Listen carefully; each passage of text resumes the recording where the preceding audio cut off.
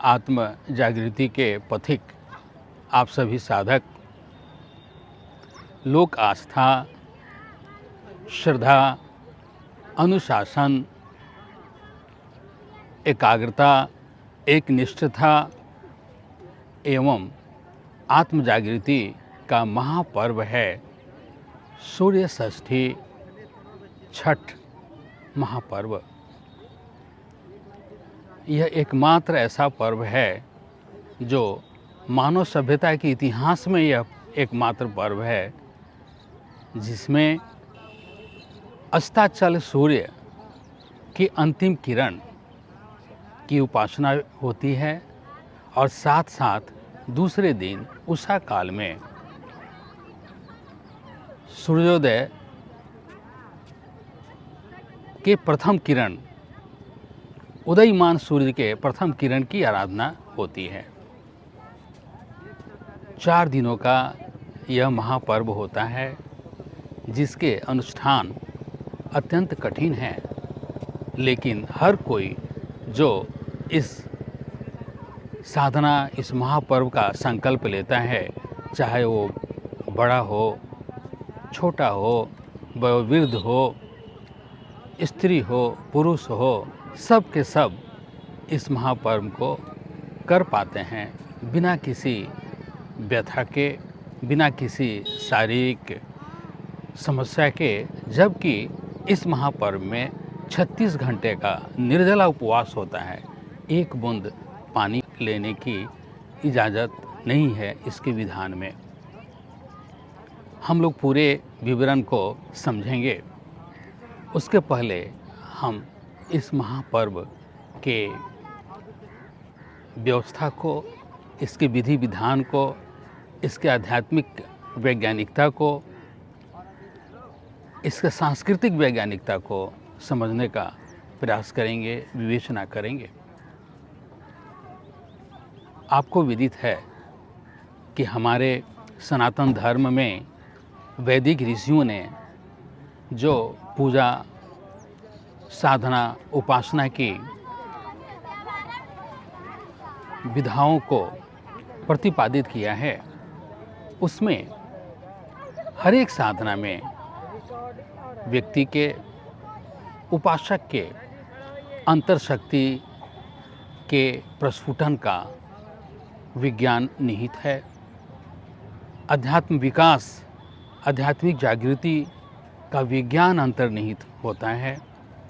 वैसा ही यह महापर्व अद्भुत है, विलक्षण है, जिसमें साधक को अंतर शक्ति का, शारीरिक रोग प्रतिरोधक क्षमता के विकास का, वृद्धि का अद्भुत अनुभव होता है। अखिल विश्व में ऐसी सुंदर आध्यात्मिक एवं वैज्ञानिक विधान, पूजा कहीं अन्यत्र देखने को नहीं मिलती। यह महापर्व वैदिक काल से आ रहा है और इसके क्रियाविधि में कोई ज़्यादा परिवर्तन नहीं हुए हैं।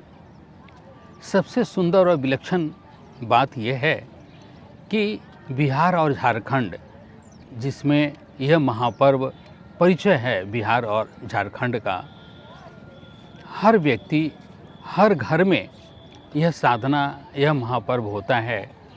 स्वमेव ही सभी करते हैं, चाहे वो अमीर हों, गरीब हों, किसी भी जाति से हों, किसी भी वर्ग से हों, और सब एक ही विधान को करते हैं, एक ही तरह से पूजा विधि को करते हैं।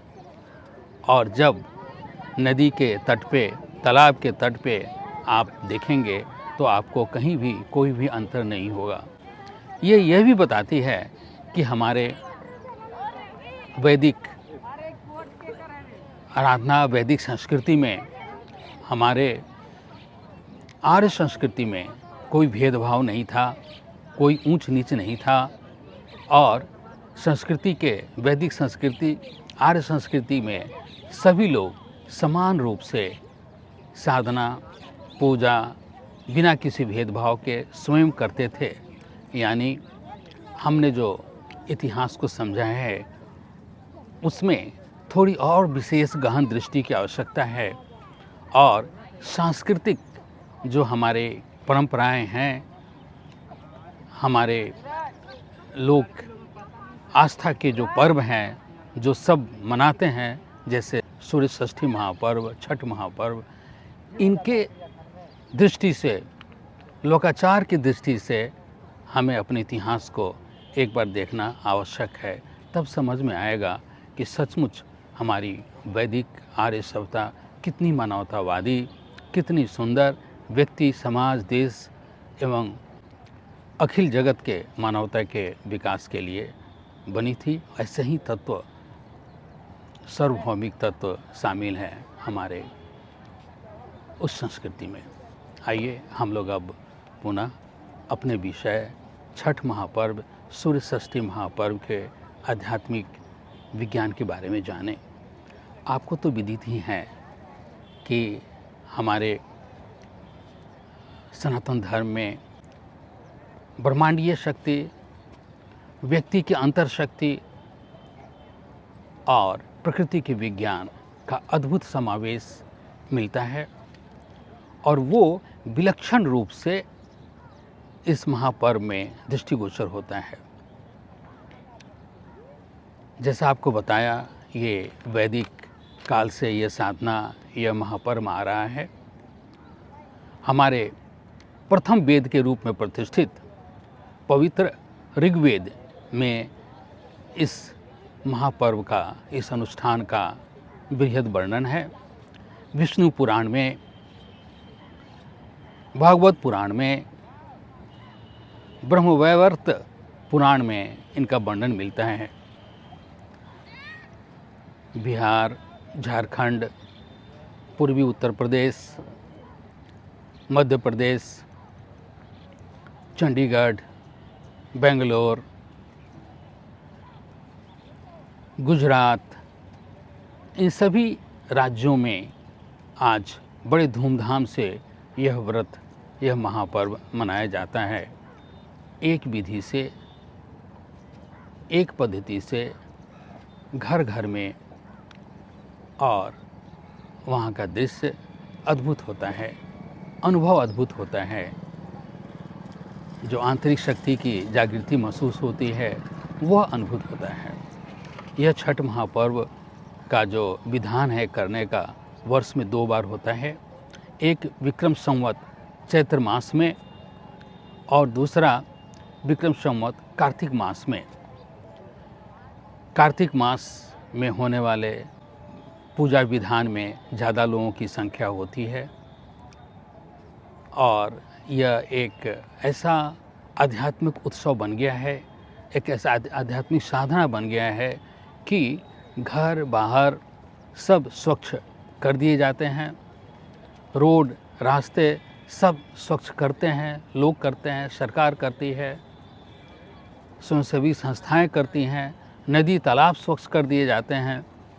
यानी पर्यावरण के लिए भी यह व्रत अद्भुत है। इसे उत्कृष्ट माना गया है पर्यावरण वैज्ञानिकों द्वारा। अब हम लोग थोड़ा यह जानने का कोशिश करेंगे कि विवेचना करेंगे कि सूर्य उपासना का यह जो अद्भुत क्रिया है, प्रक्रिया है, इसमें अध्यात्म विज्ञान कैसे परिलक्षित होता है, कितना अद्भुत है और इसका वैज्ञानिक पहलू कितना अद्भुत है। हम जब अध्यात्म विज्ञान की बातें करते हैं, उन्हें समझने का प्रयत्न करते हैं, तो भगवान भास्कर, परमपिता सूर्य, जो हमारे पृथ्वी पर रोशनी, प्रकाश के स्रोत हैं, जीवन के स्रोत हैं, लेकिन उसके साथ साथ वे उनकी रश्मियाँ आंतरिक ज्ञान एवं आध्यात्मिक जागृति प्रदान करने वाली विलक्षण परम शक्ति मंडल हैं। भगवान सूर्य और उनकी रश्मियों को, उनके प्रकाश को हम मूर्त रूप में देखते हैं।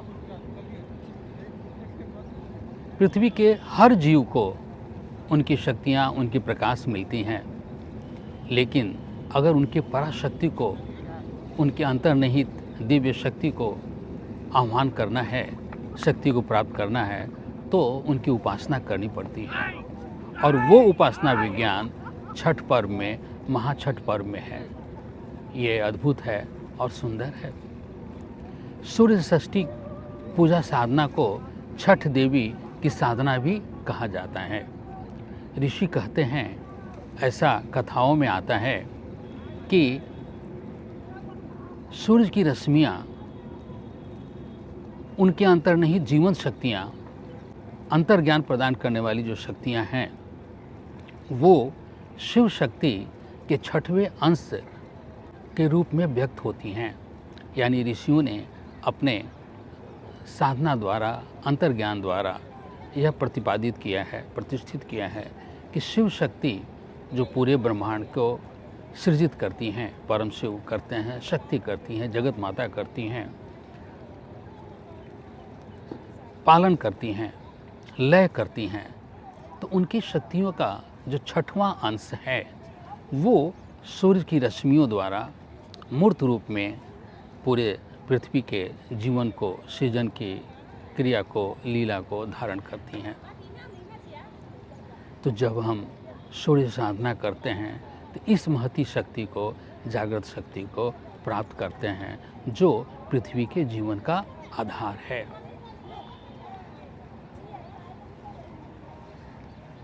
अब हम उस विधान को जानें जो सूर्य षष्ठी छठ महापूजा में, महापर्व में व्रती करते हैं। जो साधना की विधा है प्रतिदिन का, 4 दिन का, उसकी चर्चा करेंगे। पहले हम ये जानें कि कैसी अलौकिक क्रिया, अंतरक्रिया होती है इस छठ महापर्व में, जब साधक, जब व्रती 36 घंटों के उपवास के साथ नदी या तालाब के जल में खड़े होते हैं। अस्ताचल सूर्य के अंतिम किरण को भी धारण करते हैं। अपनी मनःशक्ति को, हृदय को योग करते हैं और अस्ताचल सूर्य की शक्ति, तेजस उन्हें प्राप्त होती है। और साथ साथ क्योंकि वो नदी और तालाब में खड़े होते हैं, तो नदी और तालाब के तल से पृथ्वी तत्व अद्भुत रूप से मिलता है और साथ साथ में जल तत्व, यानी नदी के, तालाब के जल के साथ पृथ्वी तत्व के संगम, जल तत्व पृथ्वी तत्व का एक अद्भुत संगम, जिसका एक अलग विलक्षण प्रभाव होता है। उसके साथ साथ अस्ताचल भगवान भास्कर के तेजस की प्राप्ति होती है और यह महासंयोग एक अद्भुत जैव विद्युत, एक अद्भुत ऊर्जा, एक अद्भुत शक्ति व्रती के अंदर उत्पन्न करती हैं। आत्मशक्ति की जागृति होती है, एकाग्रता आती है, रोग प्रतिरोधक क्षमता बढ़ती है। एक ऐसी अनुभूति होती है कि चाहे किसी भी उम्र का व्रती हो, कितना भी वयोवृद्ध हो, शरीर कमज़ोर भी हो, रोगग्रस्त भी हो, फिर भी बिना किसी बाधा के कर लेता है और वो उसके अंतर मन में, अंतर शक्ति में, चित्त में एक अद्भुत विलक्षण आध्यात्मिक शक्ति प्रदान करती है। दूसरे दिन उषा काल में जब भगवान भास्कर उदयीमान होते हैं, तो प्रथम किरण के साथ उसी प्रक्रिया में नदी में, तालाब में लंबे समय तक खड़े होकर के उनकी किरणों का, उनकी तेजस को आह्वान किया जाता है। जैसा अर्घ्य दूध का और कंदमूल का, सब्जियों का, बिल्कुल प्राकृतिक चीज़ों का प्रदान किया जाता है। संध्या अर्घ में वही दूसरे दिन भी प्रातःकाल अर्घ दिया जाता है। उनकी रश्मियों से व्रती जुड़ते हैं, उस तेजस को प्राप्त करते हैं और साथ साथ नदी के तल और जल के पृथ्वी तत्व को, जल तत्व को और साथ साथ में तेजस तत्व के सम्मिलित अमृत शक्ति को प्राप्त करते हैं। यह एक अद्भुत विलक्षण क्रिया है, आध्यात्मिक क्रिया है, जिसमें प्रकृति की शक्तियाँ मानव संरचना में एक अमृत रूप में, दिव्य रूप में प्रकट होती हैं।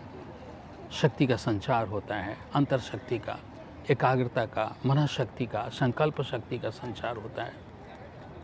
तो ये वास्तव में अमृत तुल्य साधना, उपासना विधि है। अब ये भी समझें कि जो अर्घ देने की व्यवस्था विधि दिया है, उसमें व्रती दोनों हाथ उठा के सिर के ऊपर ले जा कर के और जल, दूध अर्पण करते हैं।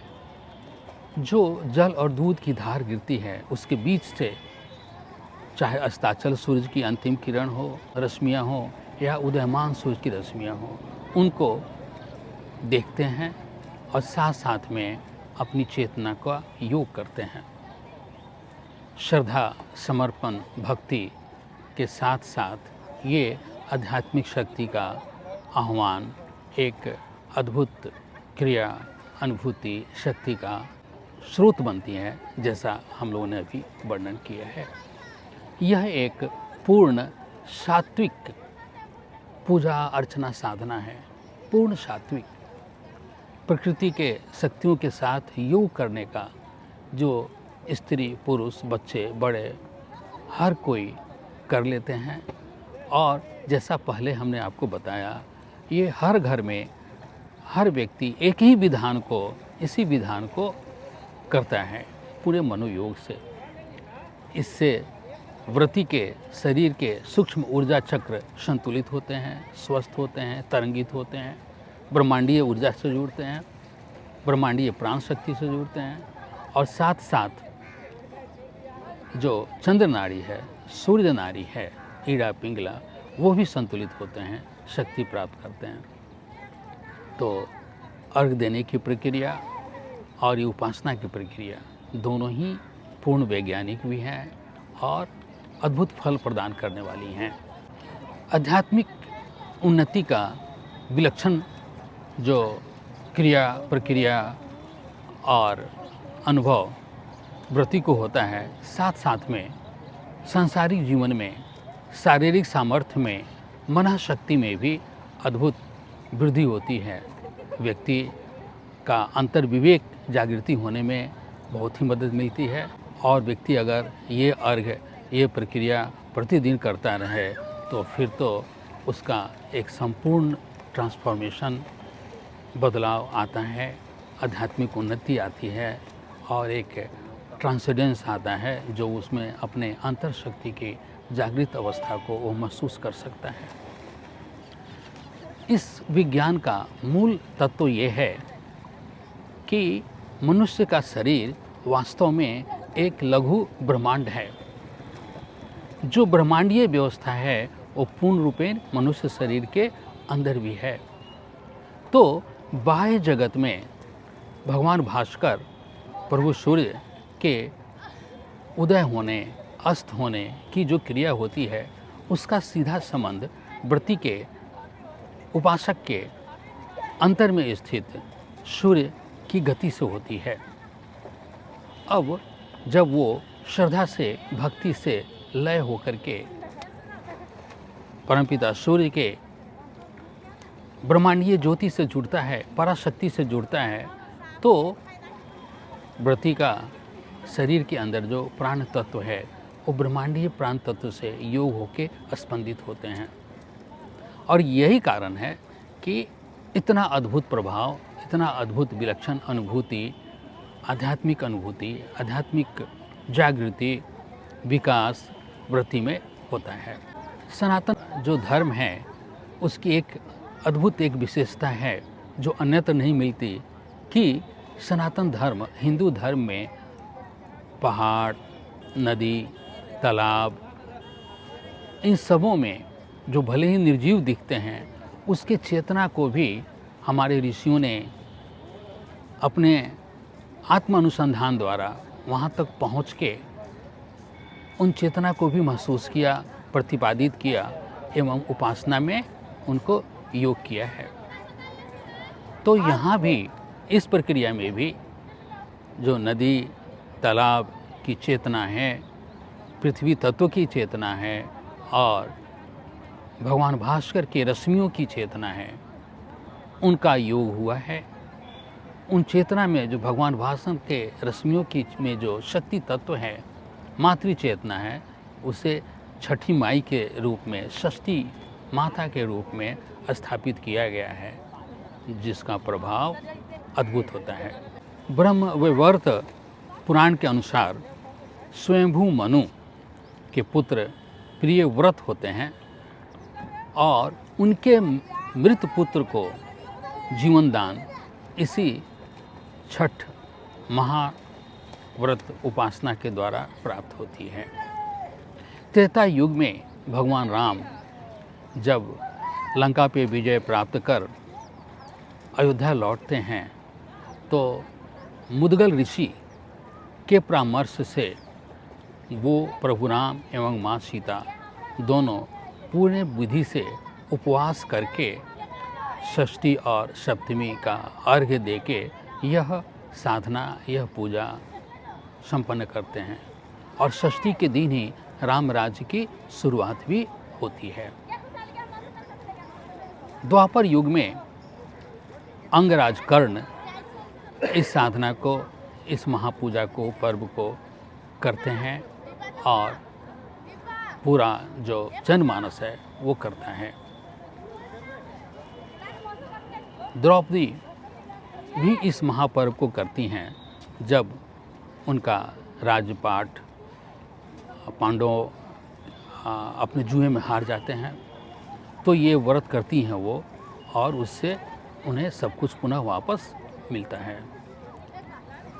कथा यह बताती है कि वैदिक काल से अब तक हर युग में, वैदिक युग में, त्रेता युग में, द्वापर युग में और आज कली काल में अनवरत ये साधना, ये पूजा की जा रही है। यह जन मानस के हृदय में, चेतना में ऐसी प्रतिष्ठित हो गई है, जुड़ गई है कि उत्तर भारत इस महापर्व में एक साथ स्पंदित होता है और एक सांस्कृतिक आध्यात्मिक उल्लास के रूप में, साधना के रूप में मनाता है। अब थोड़ा वर्णन इसके जो विधि विधान है उसका भी हम लोग कर लें ताकि वो समझ सकें कि कितना प्राकृतिक, कितना सुंदर, अद्भुत और कितना कठिन है। प्रथम दिन यानी कार्तिक शुक्ल चतुर्थी को नहा खाए होता है। जो व्रती होता है वो उपवास में रहता है और स्नान, गंगा स्नान करने के बाद ही वो कुछ खा पाता है, सात्विक अन्न ग्रहण करता है। वो सात्विक अन्न का जो खाना बनता है वो भी पूर्ण प्राकृतिक होता है। मिट्टी का चूल्हा होता है, कद्दू की सब्जी होती है, मूंग दाल, चना दाल, चावल भगवान भास्कर को अर्पित करके प्रसाद के रूप में लिया जाता है। दूसरे दिन यानी कार्तिक शुक्ल पंचमी को पुनः पूरे दिन निर्जला उपवास व्रती करते हैं बिना जल के। इस क्रिया को खरना या लोहंडा कहते हैं, जिसमें शाम को चावल, गुड़, गन्ने की रस से एक विशेष क्रिया से जो प्रसाद का निर्माण होता है, बनाया जाता है। पुनः उसे सूर्य देव को अर्पित करके एकांत में व्रती अर्पित करते हैं, खुद ग्रहण करते हैं और उनके बाद उनके पूरे परिवार, सगे संबंधी उस प्रसाद को ग्रहण करते हैं। और इसके साथ साथ लगातार 36 घंटे का निर्जला बिना जल का उपवास शुरू हो जाता है।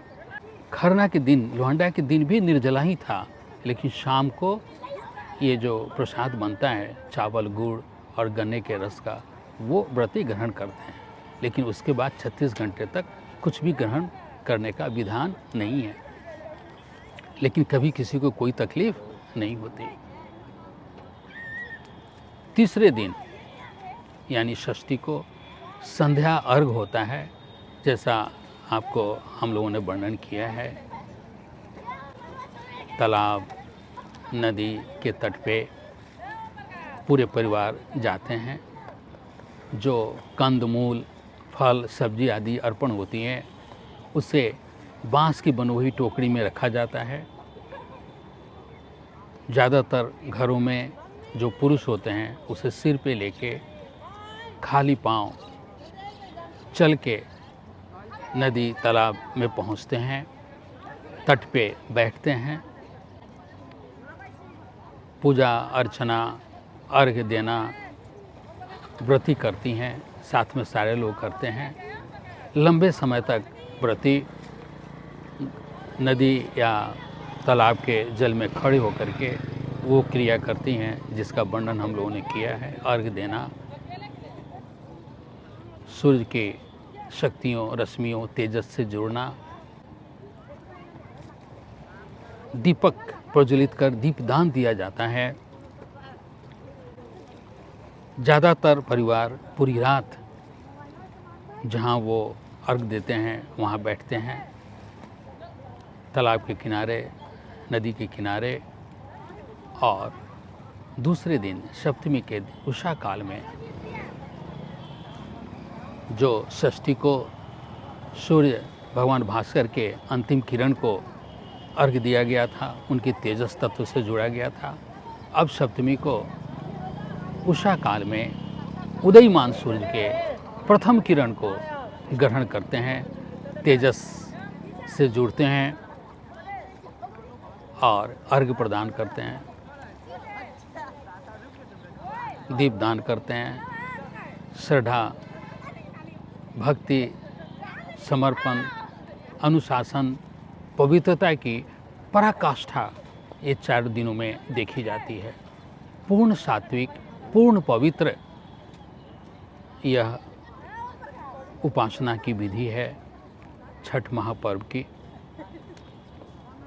गाँव में जब उपासना के बाद, उषा अर्घ्य के बाद जब लौटते हैं तो अपने गांव के पीपल के पेड़ में, जिन्हें ब्रह्म बाबा कहते हैं, वहाँ पूजा अर्चना वो लोग करते हैं। सब कुछ प्रकृति में दिव्य, सुंदर, एक आध्यात्मिक उत्सव, एक आध्यात्मिक उल्लास जीवन में, जिसमें जीवन के ताप, कष्ट सब खत्म हो जाते हैं। यह एक ऐसी उपासना विधि है जिसे में यह माना जाता है कि इसके साधना से संतान की प्राप्ति निश्चित तौर पे होती है।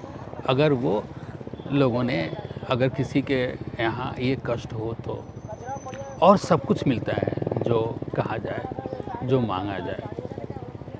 जो परिवार इस साधना को, इस व्रत को एक बार शुरू करते हैं, वो लगातार करते जाते हैं, क्योंकि इसमें आंतरिक आनंद है, आध्यात्मिक उल्लास है, एक दिव्यता, पवित्रता का एहसास है, एक अद्भुत चैतन्यता का एहसास है।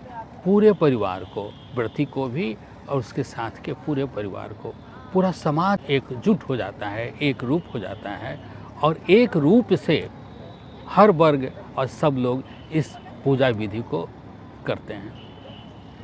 तो सचमुच ही ऋषियों का दिया हुआ यह साधना, यह विधि अद्भुत है। हम सब अपने उन ऋषियों का, वैदिक ऋषियों का, उस वैदिक ज्ञान के हम सभी ऋणी हैं। ये हमारा धरोहर है, हमारी सांस्कृतिक चेतना है, हमारी सांस्कृतिक विरासत है और आध्यात्मिक शक्तियों की जागृति का स्रोत है। दिव्य ज्योति संस्थान पटना विगत 27 वर्षों से अध्यात्म वैज्ञानिक एवं हमारे आध्यात्मिक गुरुदेव डॉक्टर मनोज कुमार विमल जी के आध्यात्मिक नेतृत्व में वैदिक ज्ञान, होलिस्टिक हेल्थ की प्राप्ति, बच्चों एवं युवा वर्ग के लिए विशेष प्रोग्राम मॉड्यूल आत्म उत्कर्ष, आध्यात्मिक चेतना की जागृति एवं अनुसंधान के महत लक्ष्य के लिए निस्वार्थ रूप से कार्यरत है। रेकी साधना दीक्षा, ओम साधना दीक्षा, रोग शोक से मुक्ति हेतु आंतरिक एवं प्राकृतिक शक्ति की जागृति तथा तनाव प्रबंधन के लिए आप संपर्क करें। वीडियो को लाइक, सब्सक्राइब एवं शेयर कर आध्यात्मिक चेतना के जागृत एवं नव जीवन प्रवाह को प्रतिष्ठित करने में अपना योगदान करें।